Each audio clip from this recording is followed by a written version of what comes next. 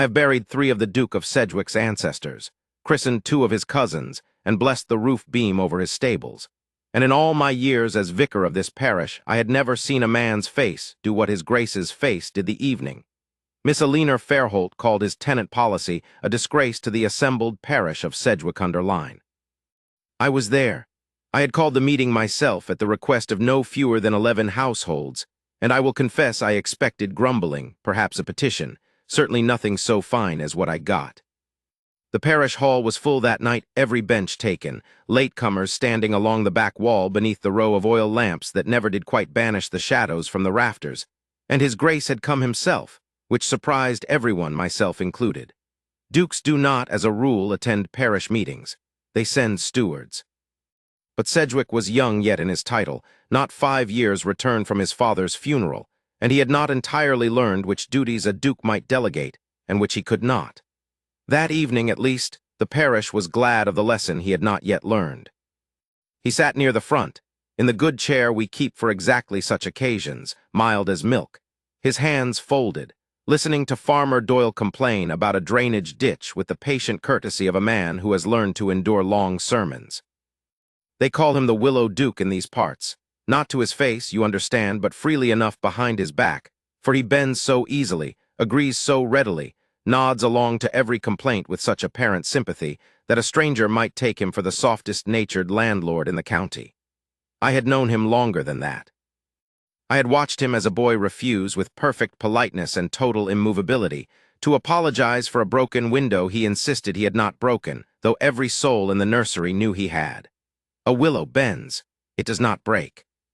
And whatever bent in him that night, in that hall, it did not break either, though I do believe it very nearly did.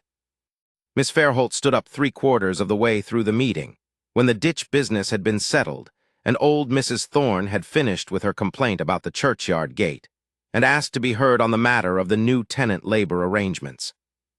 I want to describe her as she was that evening, because half of what followed depended on it. She was not a beauty in the way the assembly rooms of Bath measure such things, not delicate, not simpering, nothing missish about her at all.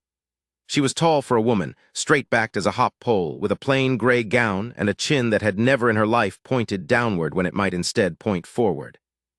She was 25, unmarried, and the only child of my late curate. No, forgive me, I run ahead of myself.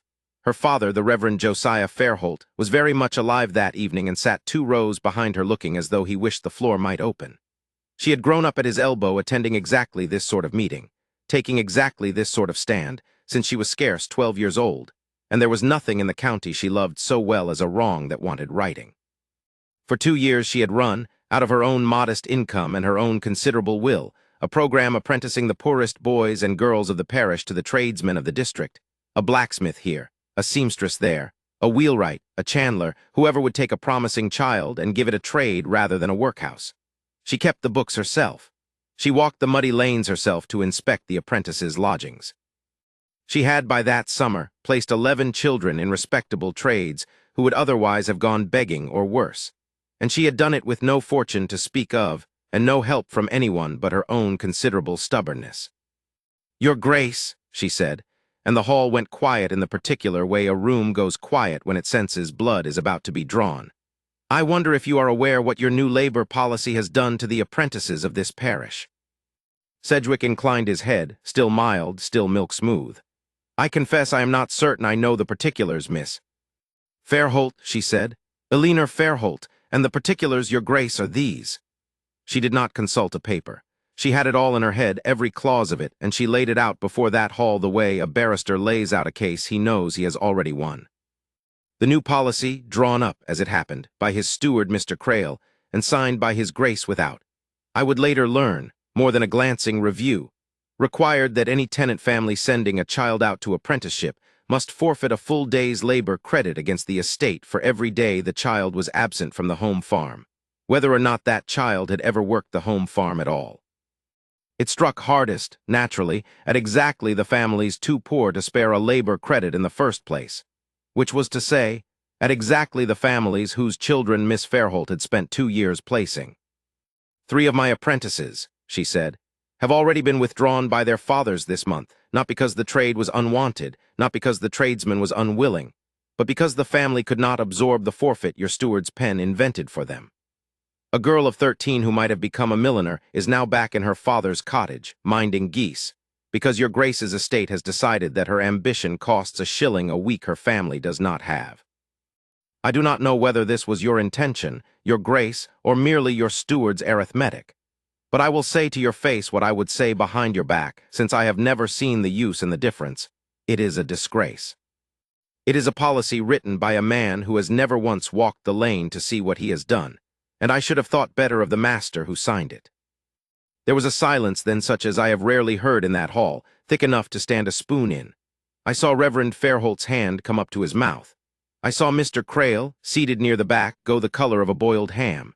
And I saw the Duke of Sedgwick's face do the thing I began this account by mentioning, a flicker, quick as a struck flint, of something that was not mildness at all. Pride, I should call it, stung and astonished in equal measure, the look of a man unaccustomed to being told anything to his face by anybody, let alone by a clergyman's daughter in a gray gown in front of half his tenantry. It passed in an instant. He was too well-bred and too genuinely startled to let it linger. But I saw it, and I do not think I imagined it, and I have thought of it many times since as the true beginning of this whole affair. The moment the Willow discovered there was a wind it had not accounted for. I was not aware of the particulars, he said at last, and his voice was even, though I fancied there was gravel under the evenness. I thank you for bringing them to my attention, Miss Fairholt. I shall look into it. I hope your Grace will forgive me if I say I have heard that promise before from other quarters and watched nothing come of it, she said, and here, I confess, I nearly rose from my own chair in alarm, for there is a line even a duke's patience will not cross twice in one evening, and I feared she meant to find it. But she did not press further. She sat, folding her hands with the crisp finality of a woman who has said exactly what she came to say, and not one word more, and the meeting moved on to the matter of the churchyard wall, and I do not believe either the Duke or Miss Fairholt heard one syllable of it. I walked out with the Duke afterward, as was my habit, the two of us falling into step along the lane toward where his carriage waited. He was quiet for the better part of 100 yards. Then he said, in the tone of a man thinking aloud rather than addressing his companion, "Has that young woman always spoken so plainly?" "Since she was old enough to speak at all," I said. "Her father raised her to it. I have watched her argue a magistrate out of turning a poacher's widow off her cottage. I have watched her argue the bishop himself into releasing funds for the almshouse roof that he swore, not an hour before, could not be spared. She does not know how to do otherwise, your Grace, and I confess I have never wished she would learn." He was silent again. Then unexpectedly he laughed one short breath of genuine, startled amusement, gone as quickly as it came. "She called me a disgrace in front of 80 of my own tenants." "She called your policy a disgrace," I said, for I thought the distinction worth preserving, and I believe now that it mattered a great deal more than either of us knew at the time. "I do not think she meant your Grace personally." "I am not at all certain that distinction survives the manner of its delivery," he said, but there was no anger in it. Only, if I am any judge of men after 30 years in a pulpit, something that sounded very much like reluctant respect, trying to disguise itself as irritation and not entirely succeeding. He did not sleep on it long. Within 2 days, I had this from Mr. Crail himself, who came to me looking like a man who had been dressed down within an inch of his life, and wanted absolution he had no right to expect from me. The Duke had ridden the length of the parish's poorer lanes alone, without steward or groom, and had called upon 3 of the families Miss Fairholt named, and had sat in their kitchens and asked them plainly what the new policy had cost them. He came away from that ride, Crail said, in a temper the like of which Crail had never seen from him, not shouting, for the Duke did not shout, but cold and precise and utterly immovable, the Willow's hidden iron showing itself at last. He rewrote the policy himself, in his own hand, striking the forfeit clause entirely, and replacing it with a provision that any child apprenticed to an approved trade should count as full labor credit to the family, precisely because it lightened the parish's future burden on the poor rates. He had it posted at the parish hall within the week, and he had a copy sent, by his own groom, to Miss Fairholt at the parsonage, with no note attached save his signature. I thought that might be the end of it. I was a fool to think so, and I say that now with the benefit of having watched everything that followed. It was perhaps a fortnight later that his Grace appeared, quite without warning, at the door of the small workshop behind the parsonage, where Miss Fairholt kept her apprenticeship ledgers, and met with the tradesmen of the district. I happened to be there myself that afternoon, having called to discuss the christening of the Holly's infant, and so I had the peculiar privilege of watching the second act of this drama unfold from a chair in the corner with a cup of tea going cold in my hand. "Miss Fairholt," he said from the doorway, and I noted he had come alone, on horseback, without so much as a groom in attendance, which was in itself a piece of news that would be around the village by supper. "I have corrected the policy." "I had heard," she said, not rising from her ledger though I saw her pen still. "I am obliged to your grace." "You are not obliged to me at all," he said. "You are obliged to your own arithmetic, which was better than my steward's. I came to tell you so myself, since I imagine you would trust it from no one else." She looked up at him then, and I confess I have rarely seen two people take one another's measure so frankly across a small room. "That is a fair assessment of my character, your grace," she said. "I trust very little that is not proven to my own satisfaction. So I gathered at the parish hall." A pause. "You did not spare me." "I did not think your grace required sparing. A man who can withstand a battlefield, forgive me, I do not know that your grace has seen one, I speak generally, ought to withstand a parish hall." "I have not seen a battlefield," he said, and there was, I thought, the ghost of a smile trying to establish itself at the corner of his mouth and being sternly repressed. "I have, until a fortnight ago, believed myself tolerably good at withstanding criticism. I discover I dislike it exceedingly when it is deserved." "Most people do," she said. "It is why so few of them correct anything." He looked at her a long moment, and I saw something pass over his face that was not quite the stung pride of the parish hall, and not quite anything I had a ready name for, something more like a man recalculating a sum he had thought long settled. "I should like to see the workshop," he said abruptly. "If you would show it to me. I find I know a great deal less about my own parish than I believed a fortnight ago, and I would rather correct that at the source than through my steward's ledgers." She hesitated. I saw the hesitation, brief as it was, the natural wariness of a woman uncertain whether a duke's sudden interest in her charitable works was curiosity or condescension. And then she rose, setting down her pen with the crisp decisiveness that seemed to attend everything she did. "As your grace wishes. Though I warn you, I intend to show you precisely what is wrong as well as what is right. I have found gentlemen do not always care for that balance. I have recently had considerable proof that I require exactly that balance," he said. "Lead on, Miss Fairholt." I did not follow them, having the Holly's christening still to settle, but I heard of that first tour from 3 separate sources within the week. From the blacksmith Tamwicks, who said the Duke asked him fully 40 questions about the wages and hours of his apprentice, and seemed genuinely startled by the answers. From Mrs. Aldous the seamstress, who reported his grace had complimented her work with what she called real understanding, not just a lord's politeness. And from Miss Fairholt's own father, who told me privately, with an expression I could not entirely read, that his grace had stayed above 2 hours and left looking, in the reverend's words, like a man who has discovered an error in an account he was certain he had settled correctly years ago. That was, I believe, the true beginning of it, not the parish hall, though that was the spark, but that long afternoon in the workshop, walking among the apprentices' benches, listening to a woman who would not flatter him tell him plainly what his own estate had gotten wrong, and what, to her considerable credit, it had gotten right. A man like Sedgwick, raised from the cradle to be agreed with, does not easily forget the singular experience of being disagreed with by someone who turns out, upon investigation, to have been correct. He returned within the week, and then again the week after that.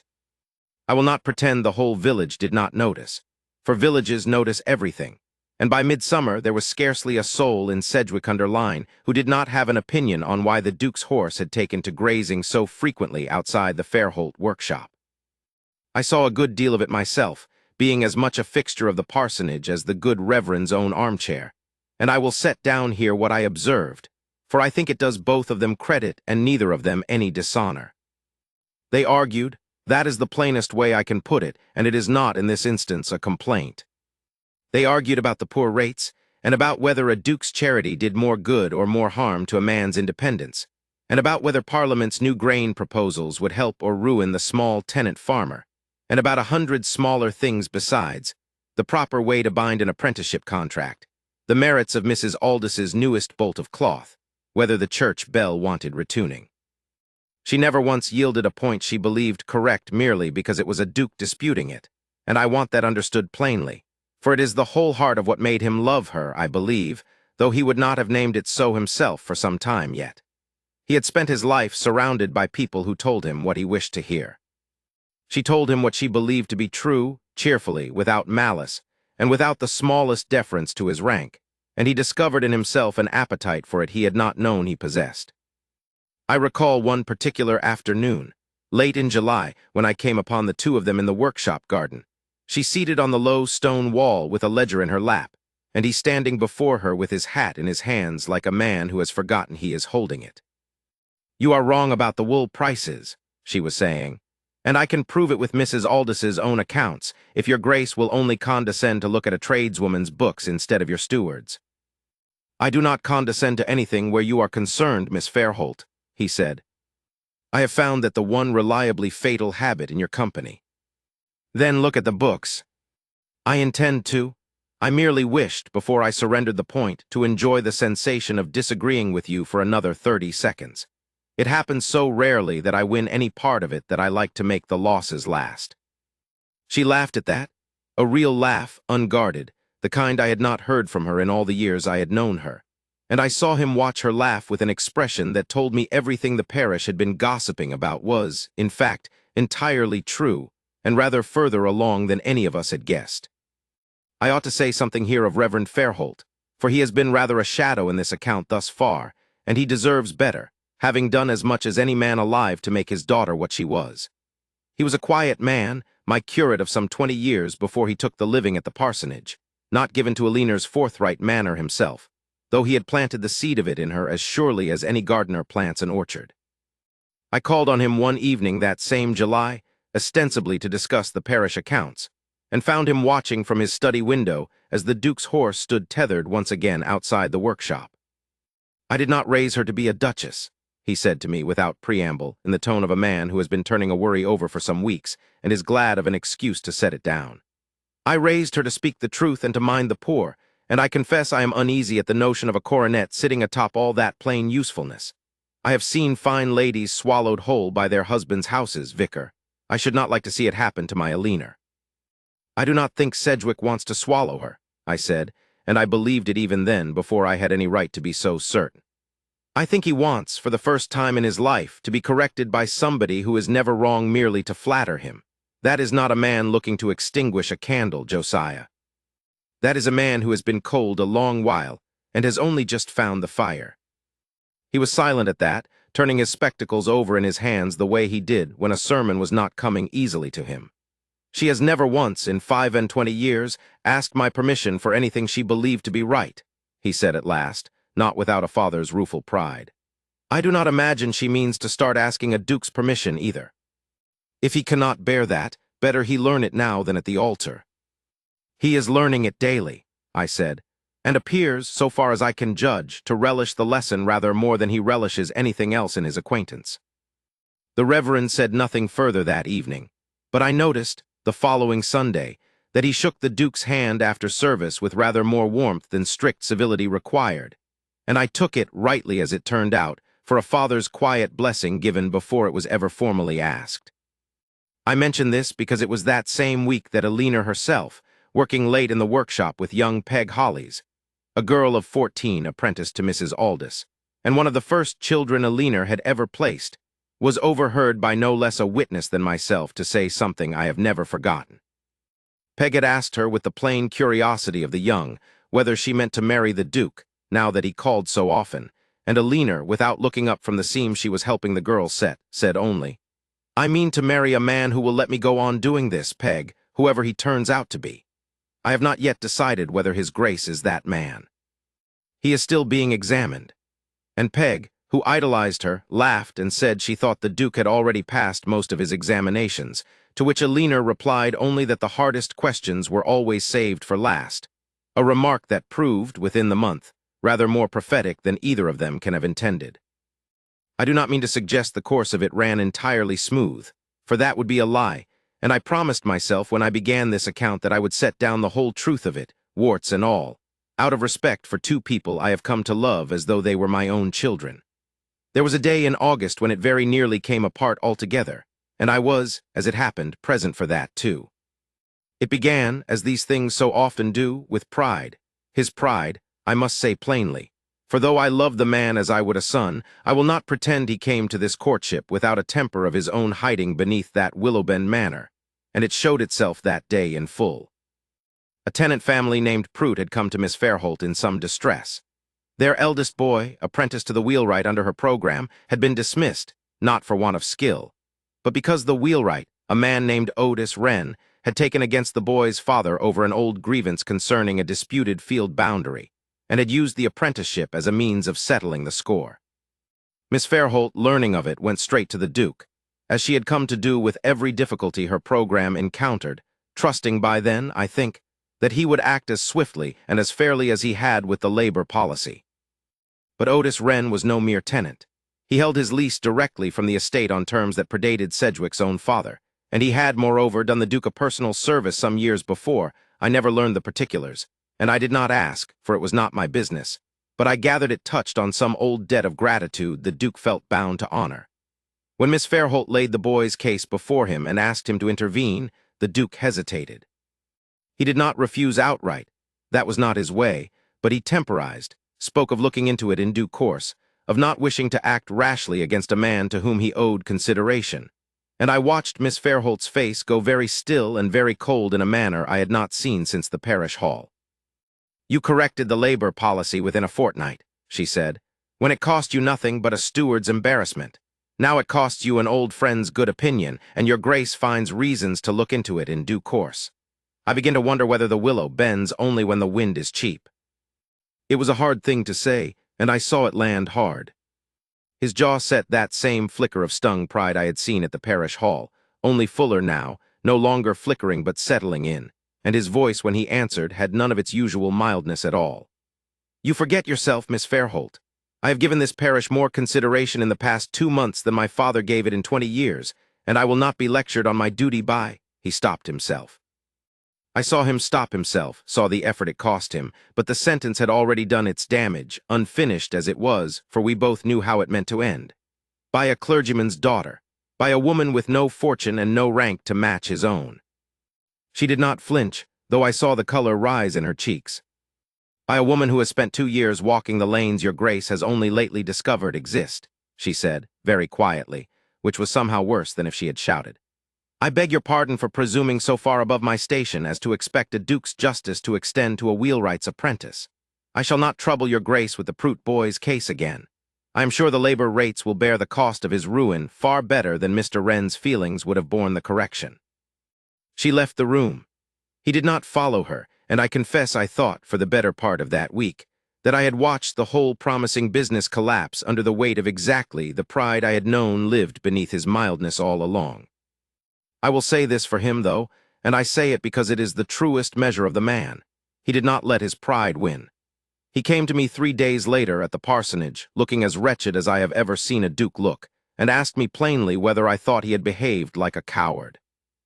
"I think you behaved like a man protecting an old debt at a boy's expense," I said, for I had promised myself long before that I would never flatter him merely for his rank, and I believe it is precisely why he trusted me.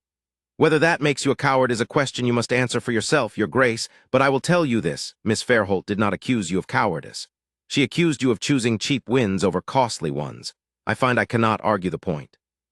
He was silent a long while. Then he said low, "I have spent my whole life being agreed with Vicar. I did not know until this summer how starved a man could be for someone who tells him the truth even when it costs her his good opinion. And when it finally cost me something to return the honesty in kind, I discovered I was not the man I had hoped I was." "Then become him," I said. "It is not so very late in the season for it." He rode to Otis Wren's farm that same afternoon, and what passed between them I never learned in full, save that it was a long conversation and a hard one, and that the wheelwright's old grievance against the field boundary was, by the Duke's own investigation, entirely unfounded, a matter easily proven from the estate's own survey records, which no one had troubled to consult in 30 years. The boy Prout was reinstated to his apprenticeship within the week, on terms rather better than before, and Otis Wren, whatever debt of gratitude the Duke had owed him, found that debt did not extend to injustice, a distinction the Duke made plain to him with a firmness Crail later told me had left the wheelwright considerably subdued. But it was to Miss Fairholt that the Duke came first, before he ever rode to Wren's farm, and it is that scene I remember most clearly of anything in this whole account, for I happened, by no design of my own, to be crossing the workshop yard when he arrived. He came without his hat again, I noticed, as though he had taken to forgetting it whenever he rode to see her, and he stood before her with none of the mildness that had once made strangers mistake him for soft. "You were right," he said without preamble. "About Wren, about the boy, about the cheap wins and the costly ones. I have been ashamed of myself for 3 days, which I am given to understand is a novel experience for a duke, and I did not enjoy it, but I believe I have earned it fairly." "I did not say it to make your grace ashamed," she said, though I saw her color rise again, differently this time. "No, you said it because it was true, which you have never once failed to do since the night you called my policy a disgrace in front of half the parish, and I begin to think it is the single quality I value most in the world, though it took me a humiliating 3 days to admit as much even to myself." He paused. "I am going to Wren's farm this afternoon. The boy will have his place back on better terms than before. I wished you to hear it from me before the whole parish hears it from Crail." "Thank you," she said, and there was real warmth in it now, the coldness of 3 days past thawing visibly before my eyes. "I confess I feared I had lost a friend over a wheelwright's boy." "You very nearly did," he said, "though not in the direction you imagine. I very nearly lost the only friend who has ever told me the truth, over my own pride, and I do not think I could have borne that loss half so well as you seem prepared to bear the loss of my good opinion, which you have never once, in 2 months, shown the slightest concern for preserving." He looked at her then with an expression I will not attempt to improve upon by description, save to say that I have stood at a great many altars in my time, and I recognized it instantly for what it was. "I find I do not wish to be a man you merely tolerate as a repentant friend, Miss Fairholt. I find I have not wished that for some weeks now, if I am honest, and I have been a coward about admitting it, which appears to be the besetting fault of this whole unfortunate summer." She did not answer at once. I saw her set down whatever she had been holding. I could not, from where I stood, make out what it was, and look at him with the same frank, assessing gaze she had turned on him that first afternoon in the workshop doorway. "I have never yet met a man of rank who wished to be told the truth rather than merely flattered into imagining he already possessed it," she said at last. "I confess I do not entirely know what to do with one who does." "I had rather hoped," he said, "that you might consider marrying him. I am aware it is a great deal to ask of a woman who has spent 2 years building an independent life on her own considerable talents, and owes a duke nothing whatsoever. I am aware, further, that I have given you very little reason this week to trust that my better nature will always win out over my pride at the first difficult test of it. But I have observed, in 2 months of arguing with you over wool prices and labor rates and the proper tuning of church bells, that I would rather spend the rest of my life being corrected by you than agreed with by anyone else on earth, and I do not think that sentiment is going to improve with age, Miss Fairholt. I think it is only going to deepen. I will confess, reader, that I found myself entirely unable to continue on my way across that yard, Vicar's discretion notwithstanding, and stood rooted where I was like the worst sort of eavesdropper, though I like to think Providence forgives an old man his weaknesses when the scene in question is so very fine. "You have known me 2 months, she said, though I noted she had not stepped back from him nor looked away. "I have known you 2 months and been thoroughly humbled by you no fewer than 4 times in that span, which I calculate to be roughly once a fortnight, a rate I expect to continue for the remainder of my natural life, and I find, most curiously, that I am not only resigned to it, but that I actively look forward to the next occasion." A ghost of the old dry humor was creeping back into his voice now, easing the raw honesty of what had come before. "I do not offer you a duchess's idle life, Miss Fairholt, for I do not think you would take it if I did.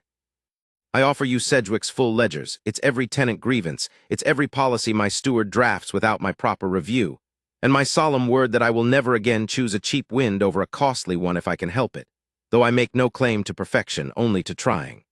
And I offer you myself, such as I am, willow bend and buried iron both, entirely and for as long as you will have me." She was quiet a moment longer, and I saw her eyes bright with something that was not quite tears and not quite laughter, but a fair measure of both. "You called it iron. I called it stubbornness, that first night in the parish hall. I believe we have been arguing about the same quality under two different names since June.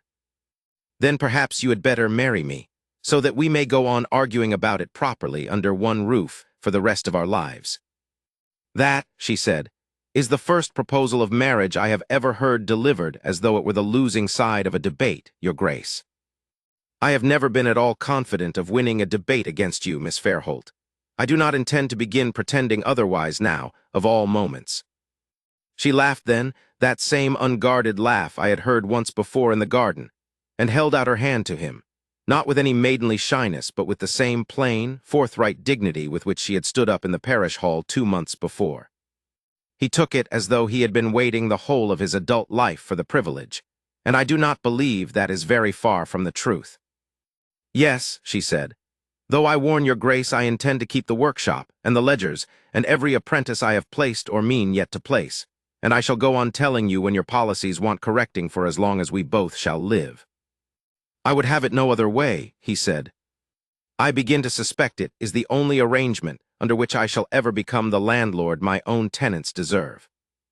I will confess I made my presence known only after that, clearing my throat with rather more noise than strict necessity required, and the two of them turned to find their vicar standing not 10 feet distant, with an expression I am told did nothing whatsoever to disguise how thoroughly I had enjoyed the whole proceeding.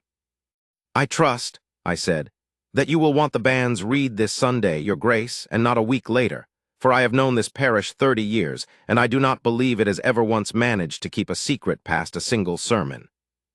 They were married within the month, exactly as the whole parish had wagered they would be from the very evening of that first confrontation, though I do not think even the most confident of the wagerers had guessed quite how the thing would come about, not through any grand gesture or rescued fortune, but through a policy corrected, a workshop visited, an old debt tested and found wanting against a boy's future, and a duke humbled just often enough and gracefully enough to become worthy of the woman who had humbled him. I performed the ceremony myself, in this same church where I had watched the duke as a boy deny breaking a window he had certainly broken, and where I had watched Miss Fairholt, her grace, I must now properly call her, though I confess the old name comes more naturally to my tongue even now, stand up at 12 years old beside her father to argue a magistrate out of an injustice. The parish hall where it had all begun stood not 200 yards distant, and I could not help but reflect, as I said the words that joined them, that it was very likely the only wedding in the history of the county to have its true beginning in a public accusation of disgrace, delivered by the bride to the groom, in front of 80 witnesses, none of whom had the smallest notion at the time that they were watching a courtship begin rather than a scandal. The tenant labor policy stands corrected to this day, and improved further since, for her grace has never once stopped reviewing it, nor stopped walking the lanes to see what any new arrangement costs the poorest families first. The apprenticeship program has grown fourfold under the Duke's patronage and her own unyielding management, and there is scarcely a tradesman in the district who has not, at one time or another, trained one of her placements.